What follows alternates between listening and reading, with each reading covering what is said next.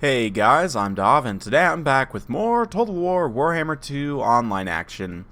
So, since we went through already the Empire and the Vampire Counts, talking about the Grim and the Grave DLC, I figured we'd now move on to the two proper DLC factions for Game 1, starting with the Beastmen.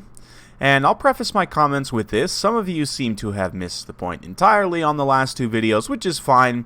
But this one single battle is not really meant to prove anything one way or the other, as it's basically impossible to prove if the game is pay to win or not. Even with hundreds of battles, it would probably be impossible to prove that.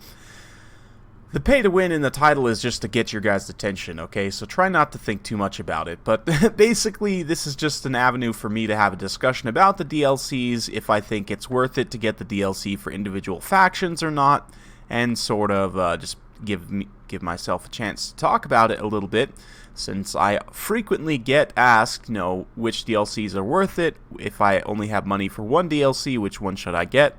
So I'm hopefully answering those questions by making these videos. Anyway, just thought I'd give that quick preference. I'm still going to get comments of people completely missing the point, but that's okay. Anyway, so Beastmen, we've got a Cygor, Regiment of Renowned Cygor. I have Morslid. We've got Butchers of Kalkengard, 2 Gorbals, Ungor Spearman Herd. We've got a Razorgor Herd, more Ungor Spearman Herd, Malagor the Dark Omen for some spells. We've got some Centaurs with throwing axes scattered around the field as well. For my high elf opponent, he's got Alariel the Radiant, one of each type of Phoenix, 2 Sisters of Avalorn, Keepers of Flame, 3 Spearmen, including the Scions of Mathlon, and a Bolt Thrower. So a relatively narrow, elite high elf build.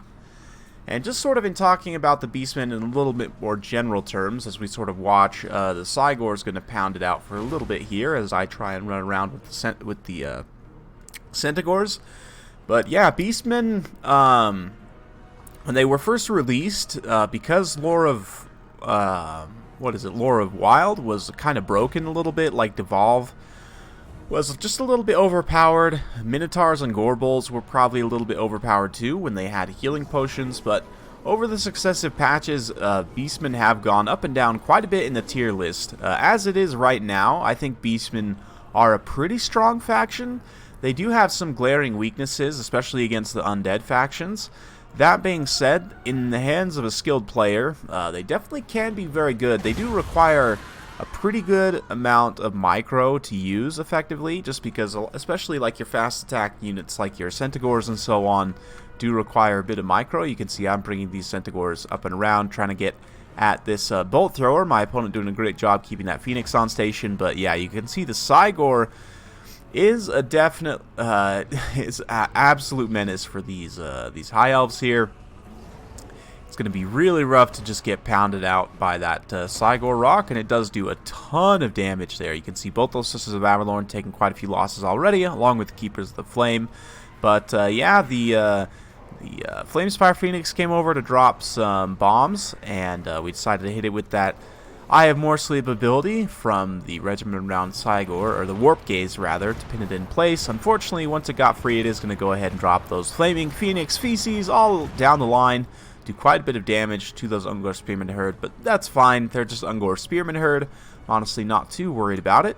These Centaurs are now going to sweep in through the back line, and while I understand my opponent was just protecting with the one Phoenix here, unfortunately, one Phoenix can't really stop up 2 full units of Centaurs, and you can see one unit does get past and is going to get in here and momentarily at least shut down this Bolt Thrower. That being said, Alariel and the other Pigeon, the Flaming Pigeon, are nearby, so they're going to go ahead and screen out those Centaurs with throwing axes.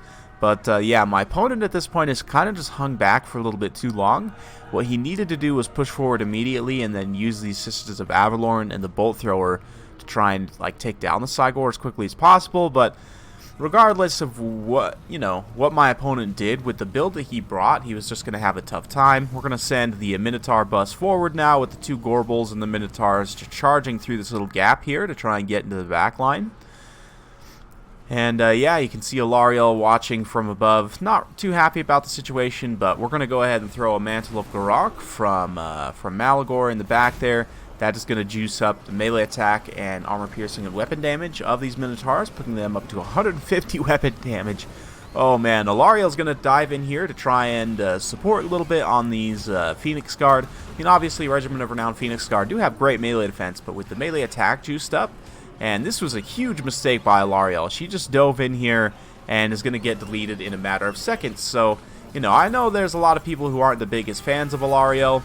Well, this one's for you. Alariel just got deleted by Minotaurs in about 10 seconds, so yeah, needless to say, with that, the battle is going to be a victory for the Beastmen.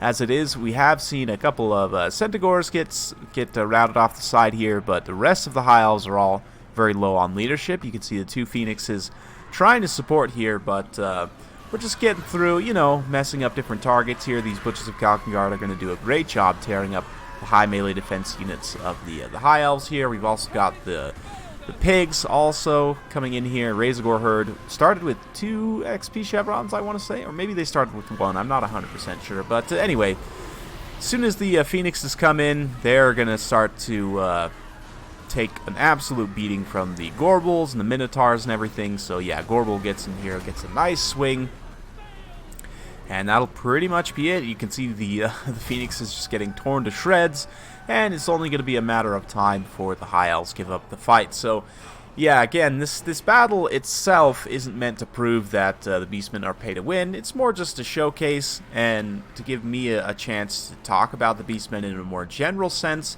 and to share sort of the history of the Beastmen for those of you who maybe didn't play Game 1 and don't remember the time when the Beastmen were straight up overpowered. As it is right now, I still think the Beastmen are a very, very powerful faction.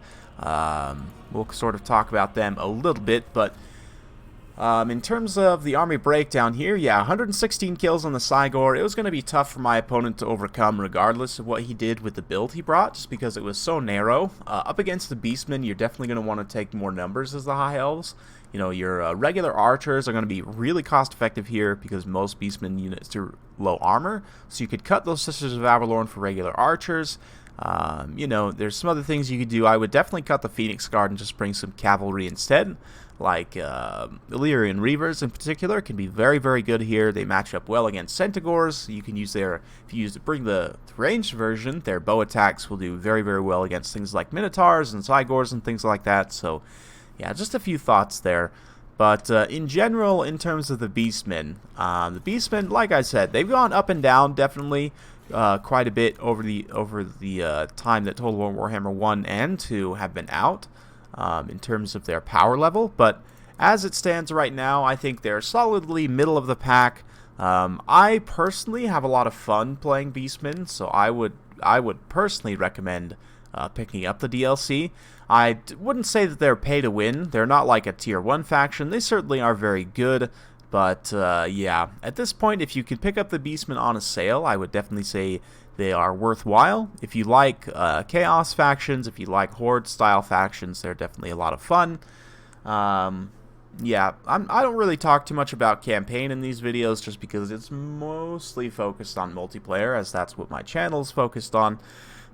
But just a side note, Beastmen campaign is actually can be pretty fun as well, in my opinion. I personally really like the Horde campaigns, so, you know, that's sort of my personal bias, but in terms of Beastmen versus the rest of the factions, like if you could only pick up one faction DLC, if you like Chaos, then I would say grab the Beastmen.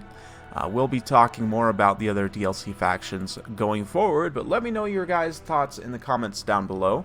Do you remember when the Beastmen were first released, when Gorble was straight up just ridiculous? Or how about when, in Game 1, when Morgr could summon 4 separate units of Chaos Spawn? Because that was totally well balanced as well, right? Oh man, so yeah. What else can I say about the Beastmen? I would definitely recommend picking them up. They're not pay to win, but they are a very good faction. And certainly, like I said, they have tough matchups versus all 3 of the undead factions. The Tomb King's Vampire Counts, Vampire Coast are all very good against them. They can struggle sometimes against Norska as well, in my experience, but that matchup can sort of go both ways depending on what either player brings. But nonetheless, big thanks for to everyone for watching. If you guys do like this sort of content, be sure to like, subscribe, hit that bell notification button so every time I upload a new video, you'll be notified. Thanks again for watching, and we'll see you next time.